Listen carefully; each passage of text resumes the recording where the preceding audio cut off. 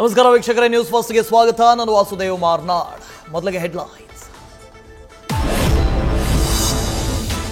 ವಸತಿ ಯೋಜನೆಯಲ್ಲಿ ಭ್ರಷ್ಟಾಚಾರದಿಂದ ಸಿಡಿದೆದ್ದ B R Patil. Audio ಬಾಂಬ್ನಿಂದಲೇ ರಾಜ್ಯದಲ್ಲಿ ಶುರುವಾಗಿದ್ದು ಸಂಚಲನ. ಮಾತಾಡೋಣ, ರಾಯಚೂರಿಗೆ ಬನ್ನಿ ಅಂತ ಸಿಎಂ ಕರೆದ್ರೂ ಬರಲ್ಲ ಎಂದ ಆಳಂದ ಶಾಸಕ.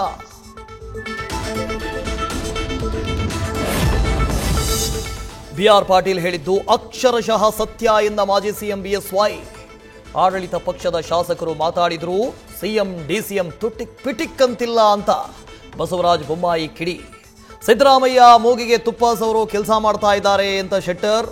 ಸರ್ಕಾರದ ವಿರುದ್ಧ ಬಿಜೆಪಿ ನಾಯಕರಿಂದಲೂ ಆಕ್ರೋಶ.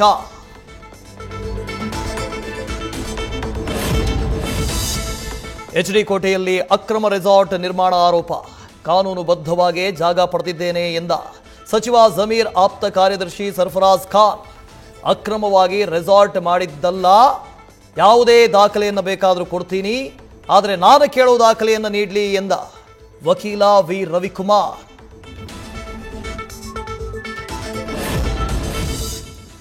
ತುಮಕೂರಿನಲ್ಲಿ ಕೆಡಿಪಿ ಸಭೆಯಲ್ಲಿ ರೀಲ್ಸ್ ನೋಡ್ತಾ ಕುಳಿತ ಅಧಿಕಾರಿಗಳು.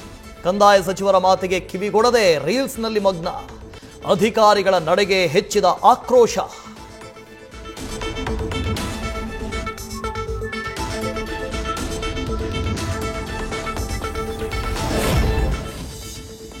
ಶಿವಮೊಗ್ಗ ಡಿಸಿ ಕಚೇರಿ ಎದುರು ಶರಾವತಿ ಮುಳುಗಡೆ ರೈತರ ಪ್ರತಿಭಟನೆ. ಸಂತ್ರಸ್ತರ ಭೂಮಿಯನ್ನ ಬ್ಲಾಕ್ನಿಂದ ಕೈಬಿಟ್ಟಿದ್ದನ್ನ ವಿರೋಧಿಸಿ ಹೋರಾಟ. ಸಂತ್ರಸ್ತರ ನೋವು ಆಲಿಸಲು ಸಿಎಂ ಡಿಸಿಎಂಗೆ ಸಮಯವೇ ಇಲ್ಲ ಎಂದು ಆಕ್ರೋಶ. ನ್ಯೂಸ್ ಫಸ್ಟ್, ನಿರ್ಭೀತಿಯಿಂದ ನಿಮ್ಮ ಪರವಾಗಿ.